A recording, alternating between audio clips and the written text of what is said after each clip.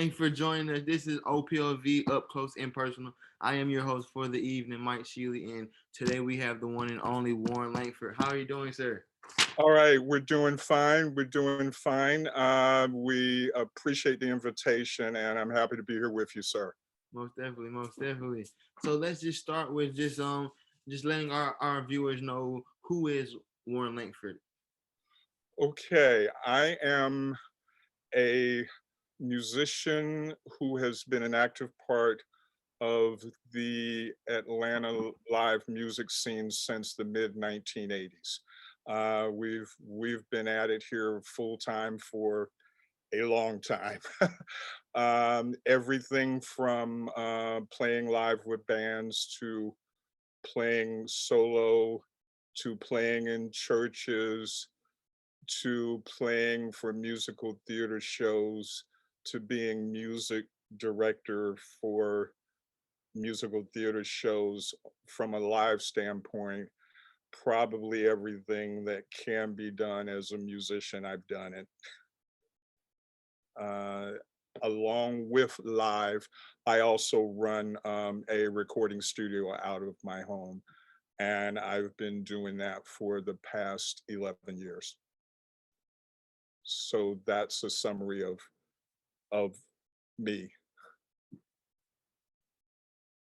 I have been a part of the Atlanta music scene since the mid 1980s. Okay. And over all these years, I've done some of everything in terms of live music, playing in bands, playing solo, playing for churches, playing for musical theater shows, serving as the musical director for musical theater shows, and also teaching vocals, along with all of the live things I've done over the last 35 years.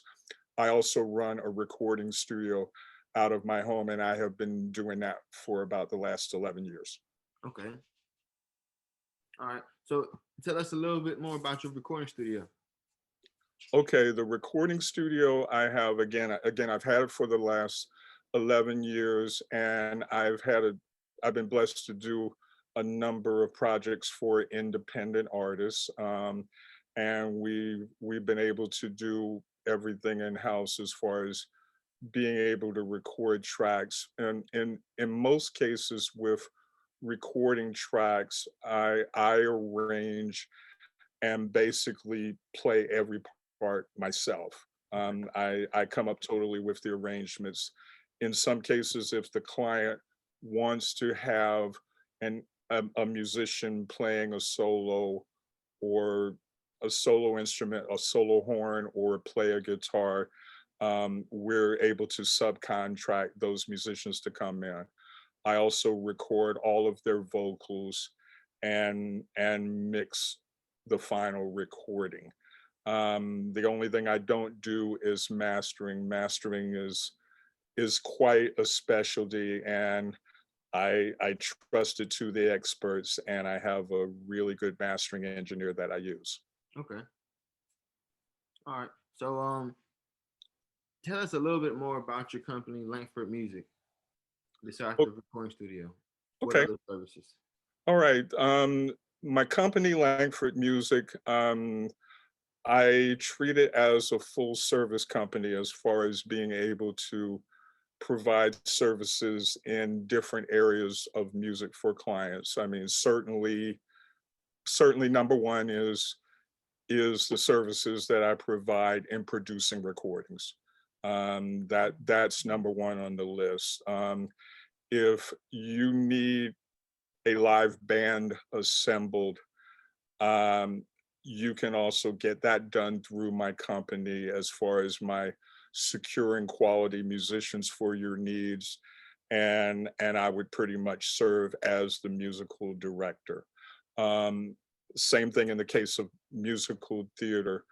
I would be the person that you would go to from from day one of rehearsal as far as assisting the cast in teaching parts and learning their music, and I would work to assemble the band that would play the music during the course of the run of that theatrical production. Okay. So in terms of studio and live, that's a basic description of what my primary services are. Okay.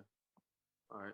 So, being that COVID-19 has really rattled the world and whatnot, what have you had to do to make some changes to the way that you run your business? Rattle the world is probably an understatement. It really probably is an understatement. It has been quite an incredible 12 months with, what are honestly, in many cases, challenges. I fall in the number of an estimated 2.5 million people in the United States who work full time in the arts.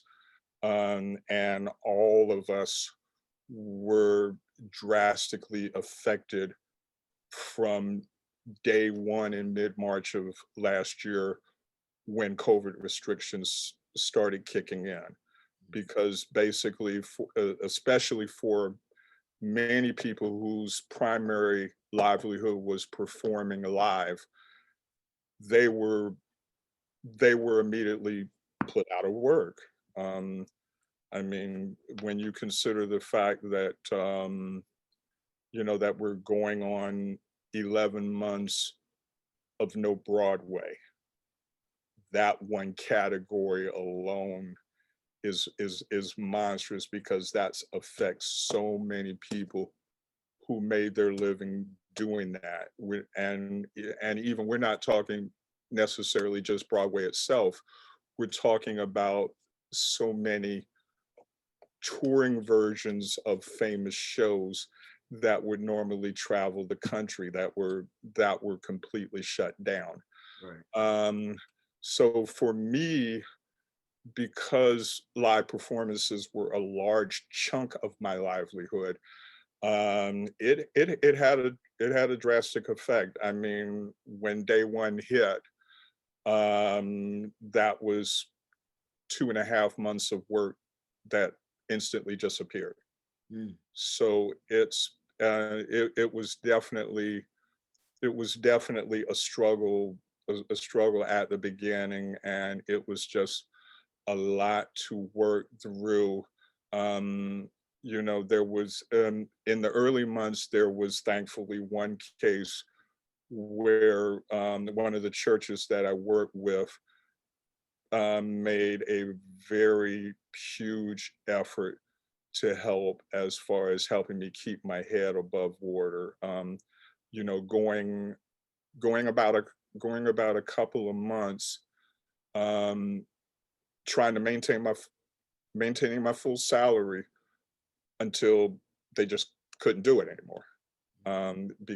Because obviously they they had to shut Maintain down, funds. Yeah. not having people on Sunday, so that definitely affected them.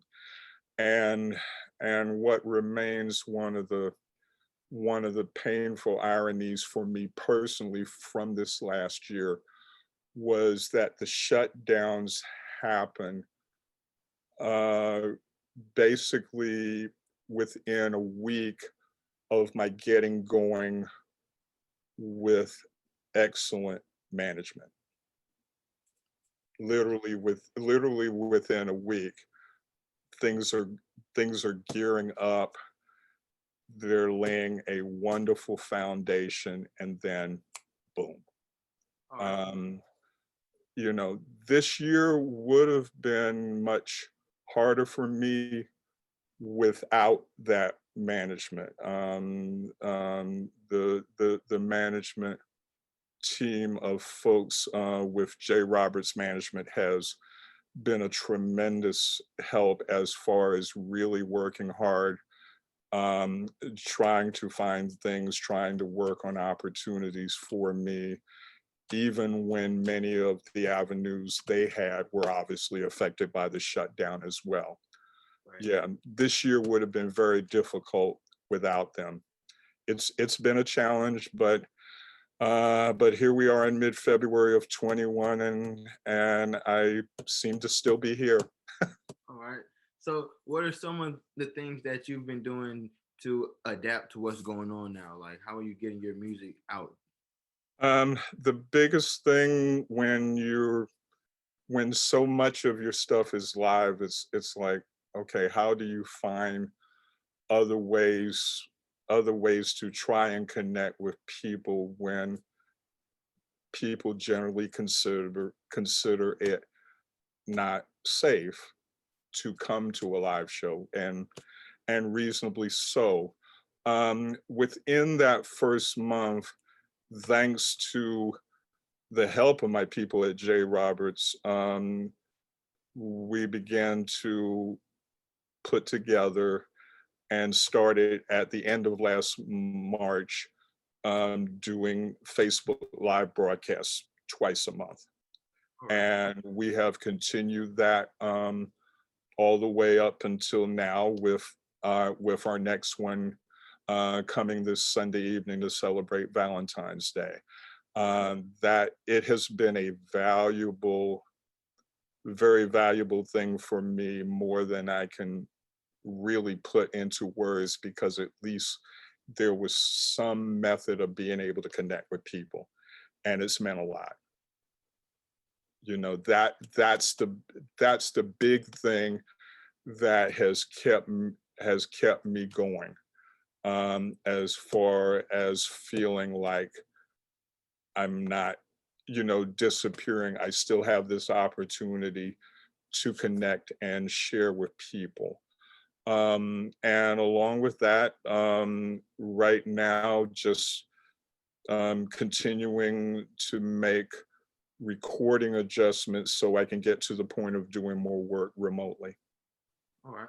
So, once COVID is over and all of the restrictions have been lifted, do you feel like you'll still keep doing your Facebook live shows twice a month? I think we'll still do them. I think we'll still do them. It has been worth it for me. Again, it's been an outlet, and I've really appreciated the support that people have given to the outlet. Basically, it's a twice a month series that is called Uplifting Keys, and basically what we do each night, we highlight music from a featured artist, and we take song requests live while we're on air.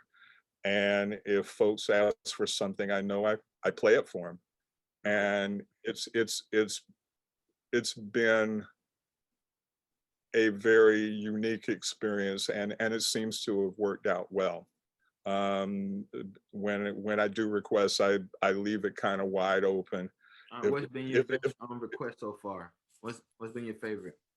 um let's see, because of what I'm able to do, and I guess the best way that I can share this with you is that from a young age, when I started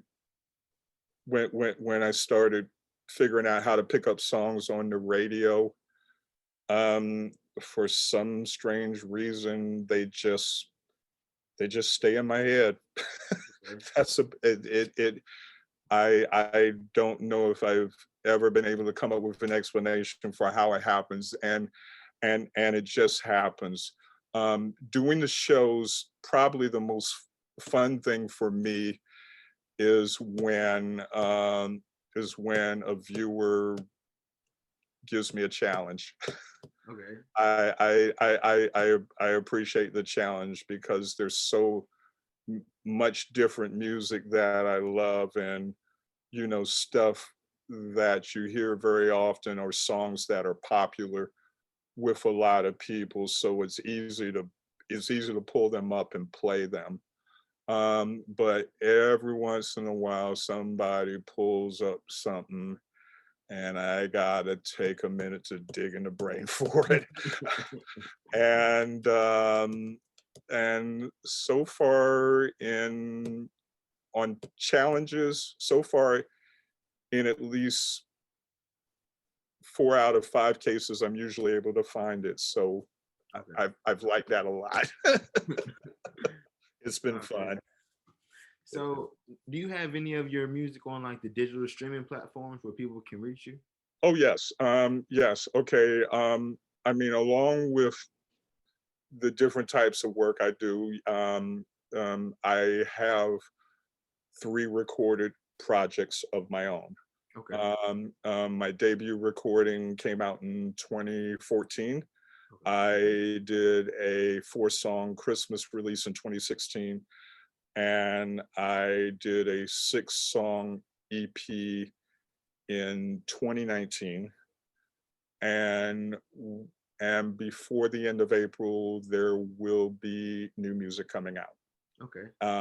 Okay, and everything is available on all digital formats. Okay. So, tell us about some of the schools that you work with as far as like a musical director.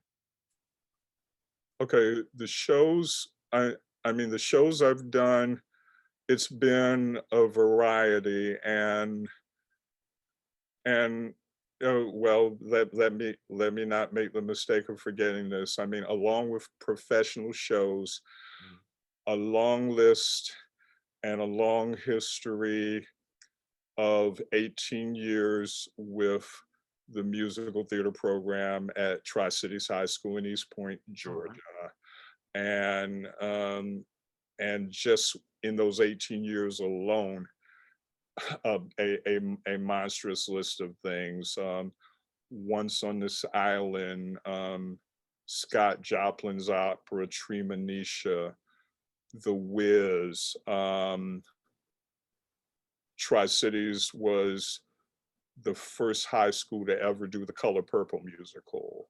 All right. And they did Dreamgirls in 2014, and out of 14 Shula nominations, they won 13 that year. So Mm. that was, They almost swept the whole board. yeah, that was a pretty amazing evening. None of us remotely expected that to happen. So, so again, a long laundry list with Tri-Cities.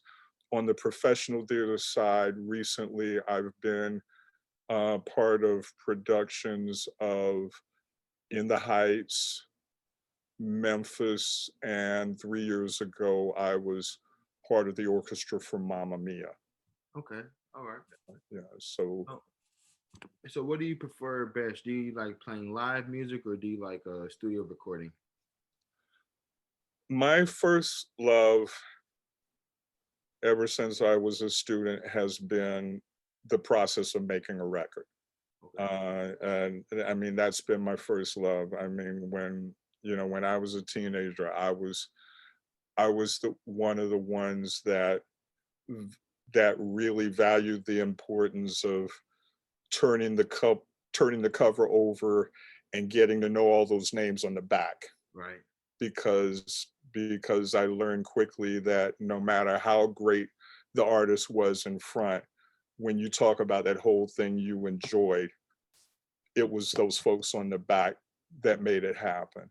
Right. So so way back then I developed a passion for, I want to eventually be one of those folks on the back, Mm.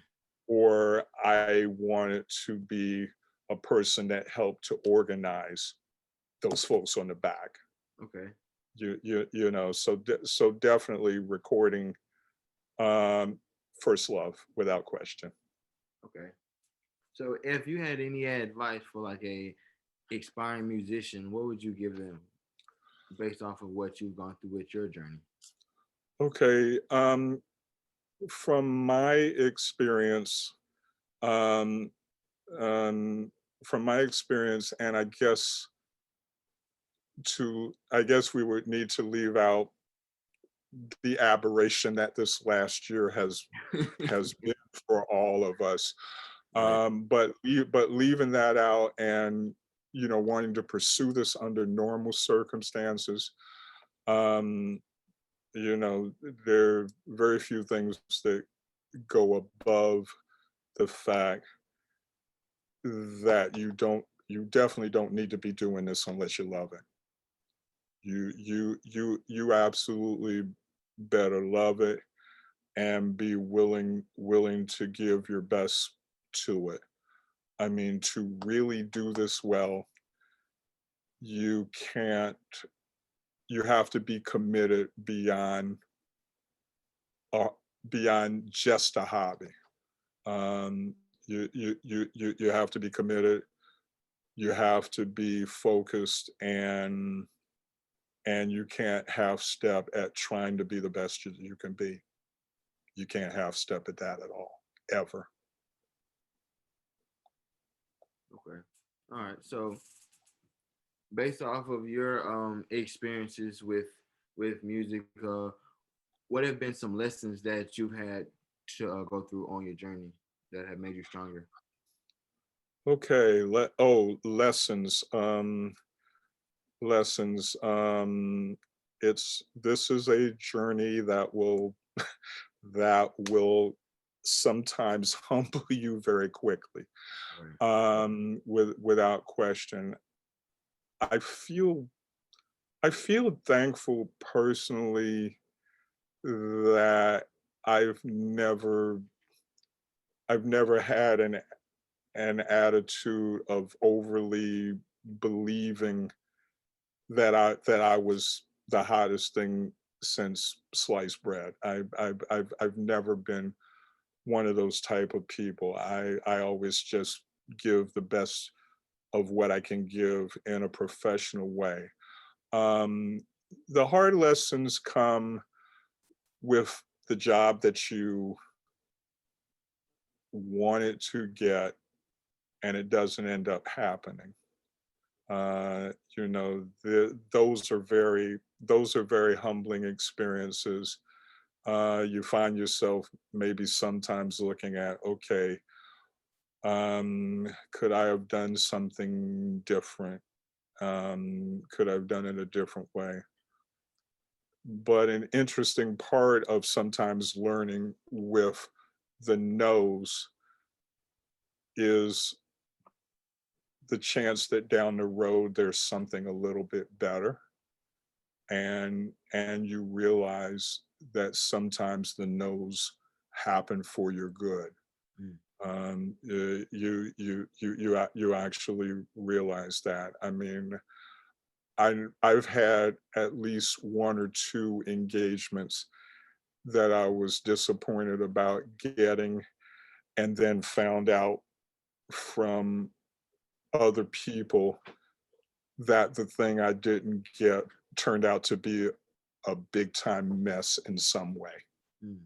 Uh, and I realized, okay, this actually happened for my good, because if it went the way I wanted, I would have been stuck in the mess, and and in all honesty, possibly that mess would have been a stain on my reputation. Okay. So you get you get humbled by the no's, but you also have to be strong in the face of those no's. Okay.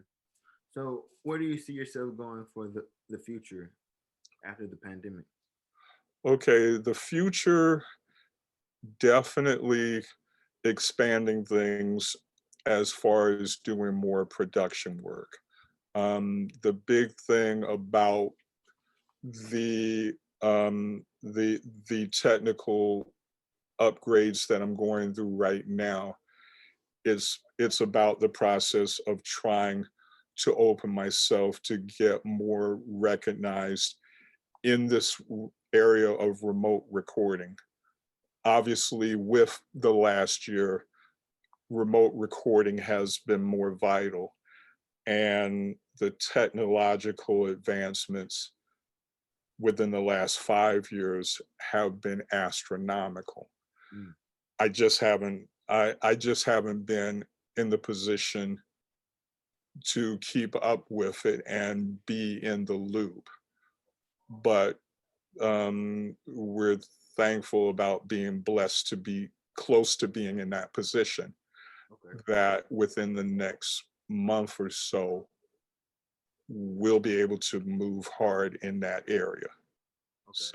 So that's the big thing I'm looking forward to. And certainly and continuation and expansion of the live series Uplifting Keys that I've been doing on my business page. Okay.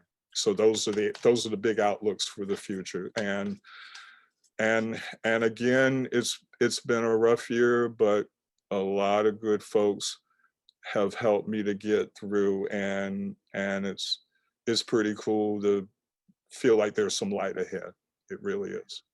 So if anyone would like to reach out to you and use you for some of your services, where can they find you and how can they contact you? Okay. Well, an easy place to go always would be my website. That would be www.lankfordmusic.com, Lankford music.com. The website has all the information needed as far as about me, the services that I render. There's a contact page where you can email me with request details, and you would contact if you wanted to book live the phone number on that contact page, which is the phone number of my representation, J. Roberts Management. Okay. All right. Well, Mr. Langford, I just want to just thank you for coming through with our point of view and just giving your time just to tell our guests a little bit about yourself and about your company. We wish you the best for your future, and we just want to just give a special shout out on all of our Facebook followers which are coming and tuning with us, and just remember that everything that you heard and everything we have said was up close and personal. All right. Thank you, everyone. You have a good night.